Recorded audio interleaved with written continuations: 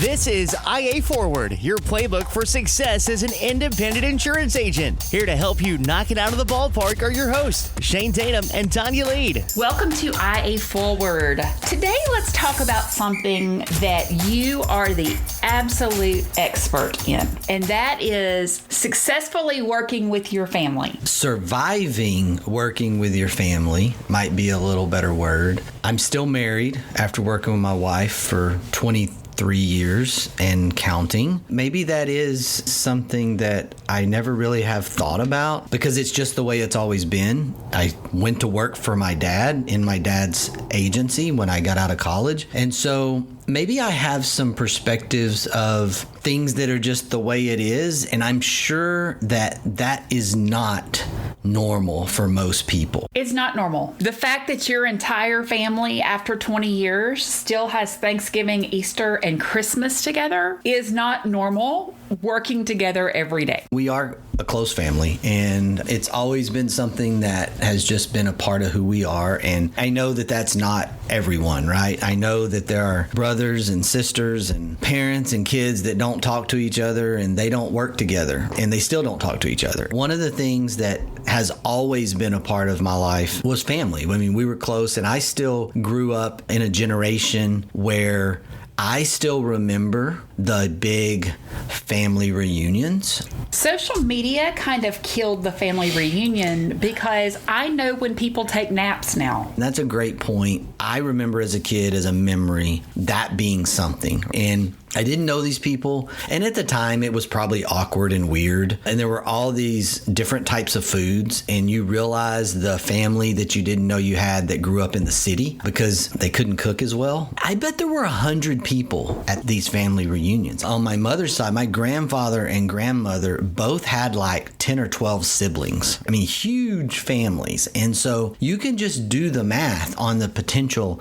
number of cousins. Like, I'm related to all these people. These people are my family. That's nuts. I've been over 6 foot tall since I was 12 years old, right? And my dad is 6'3". And so my mom is the tallest member of her family at 5'3". My grandmother was 4'10". My granddaddy was 5'2". So when we would go to my mom's family reunions, people would look at Dad and I like two of these people are not like the others because we would just tower over the entire family. And then 4th of July, we would always go to Pennsylvania for our family's reunion up there where Dad is from, and like everybody is 6 foot tall plus. But yes, I will always remember growing up as a teenager, as a preteen at Mom's family reunion, just being like, these are the shortest people in the whole world, and how am I kin to them? I think your mom may be kin to our family. I was one of the tallest for a long time at 5'8". And when I grow up, I'm going to be over 6 foot tall. I'm still waiting on that. I'm still working on that. I'm doing stretching exercises.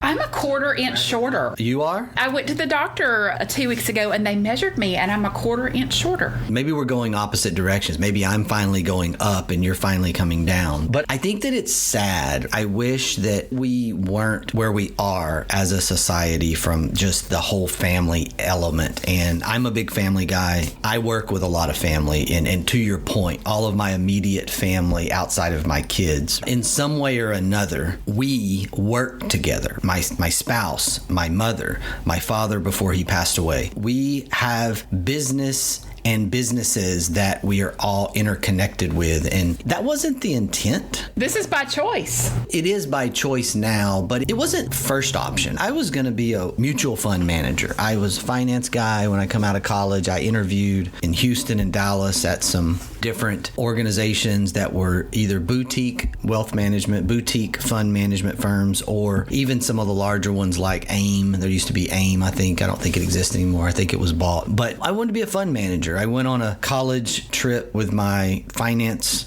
gurus and classmates, and we went down to Houston and we saw trading floors and we saw how people ran mutual funds. And I was just like, wow, if I don't get to play shortstop out in the big leagues, then I'm going to do this. And that was my initial thought. And then when I went down there and I interviewed and I realized, as you would say so eloquently, that these were not my people. My wife didn't start out in the insurance world. We just all started gravitating back into, you know what, we've got a pretty cool thing here. Insurance is an incredible industry. We've got this really growing business. And can this work? Can we be this family-owned, family-run, family-working kind of thing? Is that possible? Let's start out with the dynamic working with your mom and your dad. As the second generation, what is that like? How did you make suggestions to make changes? How did you make suggestions for growth? Because we hear that a lot from prospects, from agents, that the second generation wants to do things differently. They want to try things differently. And the agency is successful as it is. So sometimes there's pushback between the two generations. How did you make that work? Let me take a step back for a second and before I go there and say kudos to my dad, who's no longer with us, but kudos to him for giving me space. So I'm the oldest child. I'm the first one to join the organization. He gave me space. He was incredible at that. Now, we argued. There were things that I wanted to do that he didn't want to do, and there were things that he wanted to do that I thought were ridiculous. And let's just understand that there were plenty of arguments. We weren't door slammers, but there were disagreements, okay? However, he gave me space. And so if you are going to be the first generation in a business, if you have a business and your plan is to hopefully bring your children into it one day, you've got to give the next generation space. And I think for me, even though I disagreed and had issues at time and went back and forth and do I want to do this? I mean, I spent the first probably 5 to 7 years on a constant seeking mission. Like, I'm going to create my own company. I'm going to do my own thing. And I did that over and over and over again. I never actually created the company or actually created the thing, but I constantly felt like while I was doing my job and growing our business as a family, I'm also over here in the back of my mind thinking about new things, other things. That dynamic of first and foremost working with your parents, you have to understand as second generation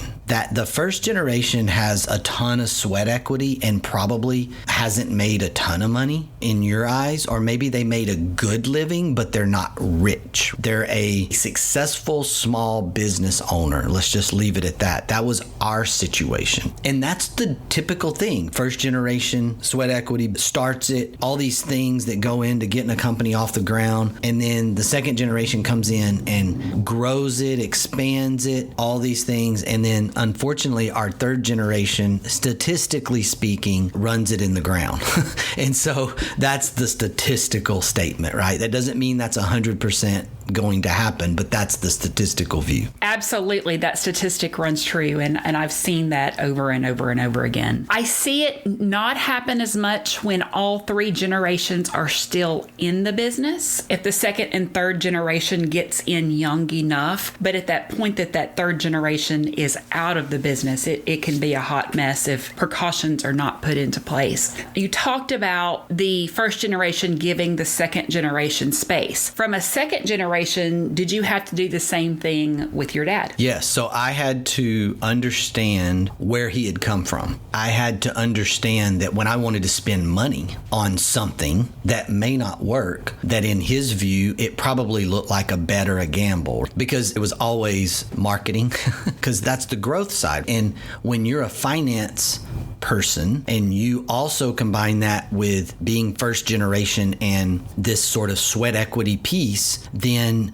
spending money isn't your first thought. It was really easy for me, as it is most people in sales and marketing, to spend someone else's money. Well, what I had to understand was where he had come from. I had to understand and go back and say, and I had some really hard conversations, and conversations that maybe he didn't want to talk about at one time, was like, hey, I want to know what you went through. And if I had to pat myself on the back on anything, it was, hey, tell me from 1983 when you started this agency till 1995 when I came in, got licensed, licensed and started learning the business. What happened over that 12-year period? Where I came in the business was a completely different place from where he started the business. And I have the luxury of coming into a business that had revenue, that wasn't broke, that was quasi-profitable. Because y'all's agency was not successful when your dad bought it. Like, I love this story. You have to share. When my dad bought the book of business, he overpaid for it because he didn't know what he was doing, because he was young. He thought it was a good idea, and it was kind of this investment thing in his mind, and a cousin of his. When he bought it, it was really more vapor than it was substance. It was a box of files in a truck, right? It was a box of files in a pickup. That's what he would always say. He goes, the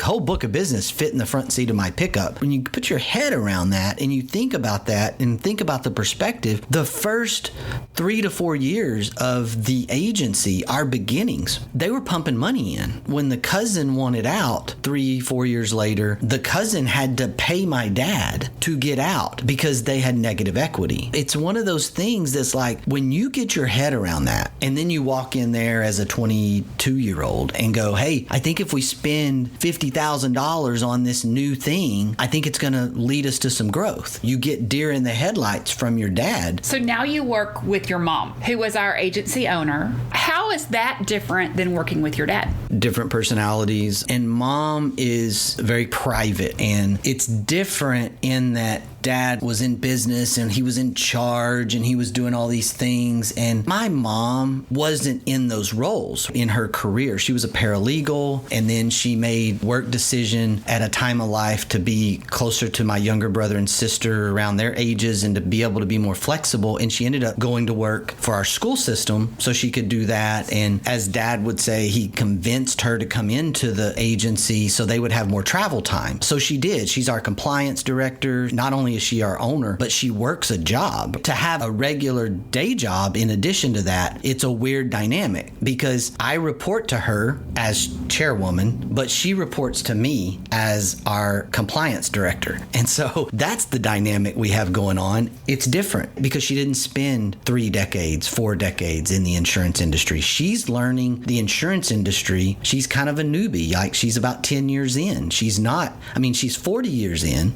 because she was there when dad bought it, but she's 10 years in the sense that when she started paying attention. And so it's taught me a lot about communication, and I have to understand what hat we have on based on what conversation we have going on. Working with parents and children is one thing. Working with siblings is a whole nother story. And I see a lot of businesses that 2 spouses will go in to start a business together or work together. And I think that probably causes more challenges business-wise than any other family dynamic that I've seen. So what is the secret to success? I don't want people to think that siblings can't be siblings, and you're going to have sibling rivalries. You had them when you were 5, you had them when you were 12, you had them when you're 18. Nothing's going to change. I have a little bit different of a perspective into that, in that we're spaced out a little bit more. When I was in high school, nobody else was in high school. And then I had another sister that came into high school when I went to college. And then I had another set of brother and sister who were very close in age who came into high school after the middle sister is gone. We all kind of have our unique own lives, and it wasn't this comparable, you're definitely not your brother, or you're definitely not your sister, or, you didn't have that sort of comparable thing really close together. So we were fortunate in that. At one point, I counted that my poor mother dealt with high school sports for a combined 37 years in a row. Oh my gosh. It just crazy. She's very experienced on communication and on demeanor in her own right. And so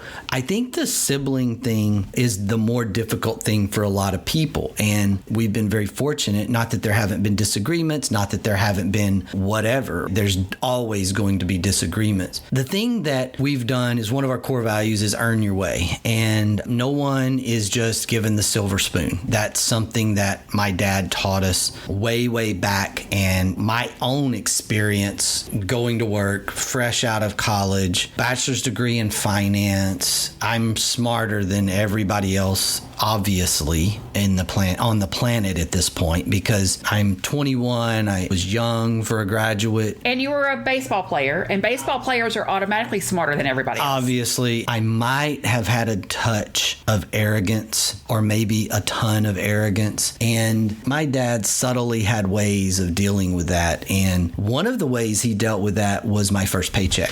My first paycheck was for $150 for the week. That's what he paid me for the first year, is $150 a week. And if you want to calculate that out, get after it. But yes, it was below minimum wage. But the first pay stub was his way of both playing a joke on me, but also kind of subtly saying, hey, you're going to earn your way. He put things in my pay stub that included phone lease, desk rental, and my net pay was like $35. Now, obviously, it wasn't real, but he let me hang on to that for the full day. You know, the check came on Friday morning, was put on my desk in an envelope with the pay stub. I open it up and I don't say anything. You were really that calm about it? Like you didn't get hot on the inside? I didn't. I didn't get mad. Wow. I was, because I was ignorant, okay? I was arrogant and ignorant, which generally go together. If you go to work for your parents, just straight up, they're not going to tell you what they're paying you, probably. That's never going to be the discussion. So that was never the thing. For about 2 or 3 hours, I just assumed, okay,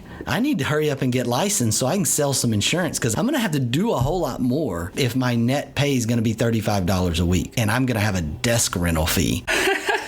Let's talk about the most common dynamic within an agency. And I think that is working with your spouse. Since I've been with Integra and working with you guys, I've talked to a lot of agents that say things like, you know, my spouse isn't really happy with where she is or where he is. I think that I want to let them quit what they're doing, get licensed, and come into the agency with me. That's not wrong. It depends on personalities. It depends on roles and who's doing what. And I hope that your marriage is strong enough that you're probably already talking about things that are going on in the business you own, the agency you own, with your spouse. While they may not be paying attention, they're probably listening more than you think. And they even may have given you opinions, and there's an awareness. And the first thing is to figure out, are you the same personality? Are you going to be bumping heads, running into each other? And to use a phrase that my dad used for years is, you can't have too many chiefs, and you can only really have one. And there's a reason for that, is somewhere along the line, someone has to be the final decision maker, especially in small business, especially in family run, family owned. And I think it starts with that spouse dynamic. If one spouse is extremely opinionated and extremely quick tempered, and they're not the one that's in the agency in the beginning, that's going to bring a whole different dynamic in, because they're going to feel like there's this whole thing around that's her husband or that's his wife or whatever. And you got to think about your people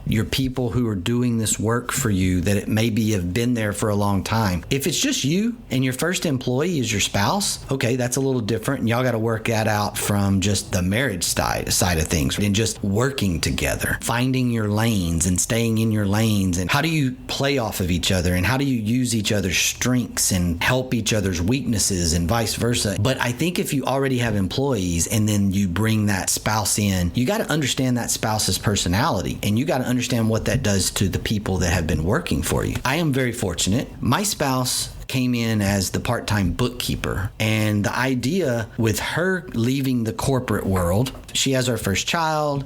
We're at that point where, well, we can't really financially, you just not work at all. I mean, we can figure it out.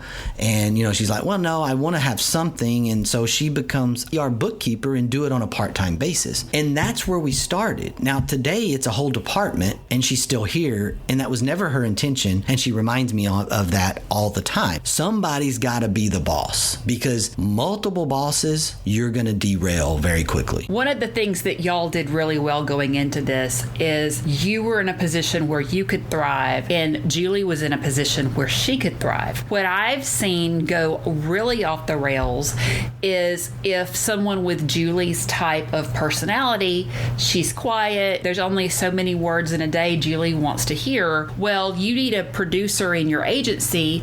If you put a Julie as your second producer and then expect her to produce, that can cause some major challenges. That is also part of that sibling dynamic too. Whether it's your spouse or whether it's a sibling, back to creating space, back to talking about it up front. Where can you thrive? I've gone through that with a brother and a sister, and of course I had the experience of doing that with my wife before the younger brother and sister came on board. But obviously it wasn't perfect. But whether we did it right or wrong, what we did that has worked for us is create that space and give individuals the opportunity to be in a path where they can thrive and enjoy their job. And that's the other piece to this. At no point did my dad ever make me feel like I had an obligation to stay. And I think that is also extremely critical. I was always free, if I so choose,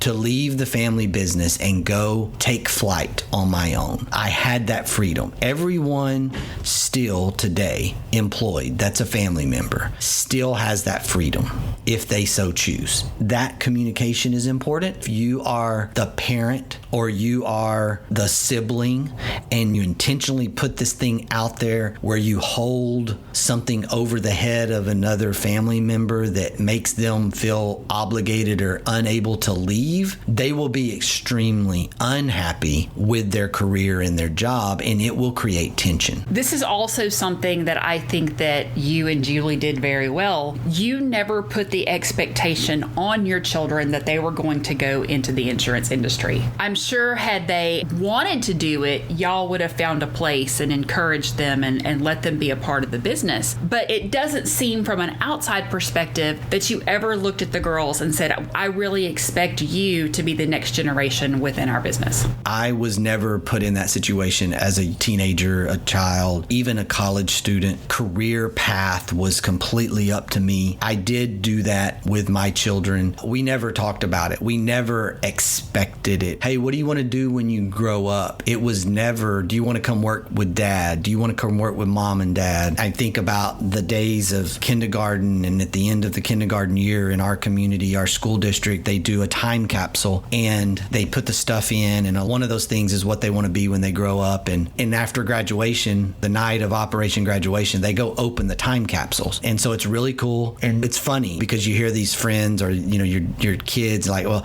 I want to be a Dallas Cowboy cheerleader or a preacher. Where'd you get that from? Our kids always picking their path. And one of them was educator since she was old enough to say teacher, and she's a teacher. She never wavered. It's who she is, and it is. The other one was nurse from a very young age, and it's, I don't know. And in her defense, she's playing Power 5 college softball, and to let go of that competitive thing, to get away from softball after all these years and competition in sport, she doesn't know. She may want to do that different. Never say never, but their paths are completely away from the insurance industry right now. If they want to ask and they want to talk about it, then yes, we will have that conversation. But our whole approach has been that it has to be driven by them. It can never be driven by us. And I think that is the correct path. Sometimes I hear a parent that owns a successful agency, say,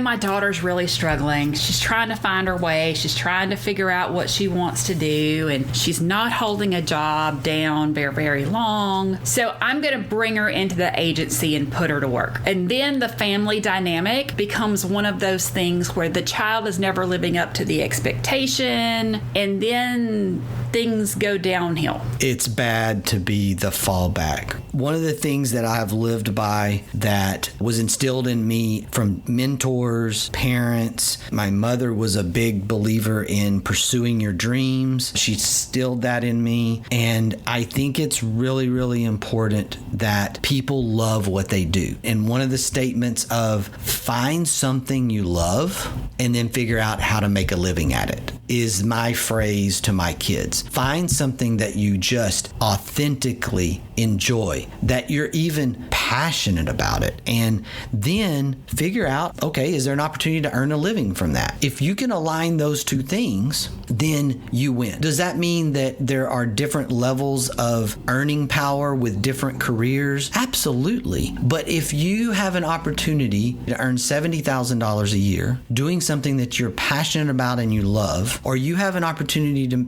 earn $170,000 a year doing something that you absolutely hate, that you're not passionate about, I don't care how many toys you buy. I don't care what size your house is. You're never going to reach that level of happiness in my view. You're going to be happier at the $70,000 a year. I love my job. I love my career. And I just think that's important. And giving that fallback is not a good place to be. And let me say this. Don't fund someone by giving them the job that they don't love. If you need to fund your kid for a little while longer or through the bridge of the next step, well, then just fund them. But don't bring them into your business because you think that you need to get something in return for funding them. That's the mistake that a lot of agency owners make, is it's like, well, I'm going to have to support them because they're still finding their way in the world, or they're still doing whatever. Well, I got to put them on payroll, or they're going to be homeless or whatever. Okay. Put them on payroll, but just put them on payroll. Don't think that you got to get that money back, because the minute you start thinking you got to get that money back is the minute your problems are going to start. People aren't going to agree with that in some cases, but I just think that's right. I just have seen it go the other direction too many times. I'm going to leave us today with this quote from Michael Jordan. Talent wins games, but teamwork and intelligence win championships. Attitude's a choice. Make a great one. Bye, y'all. Ready to get the ball rolling with your independent agency? Learn more at IntegraAgent.com. That's IntegraAgent.com. Thank you for joining us on IA Forward. Make sure you never miss a show by clicking the subscribe button now, or learn more at IAForward.com.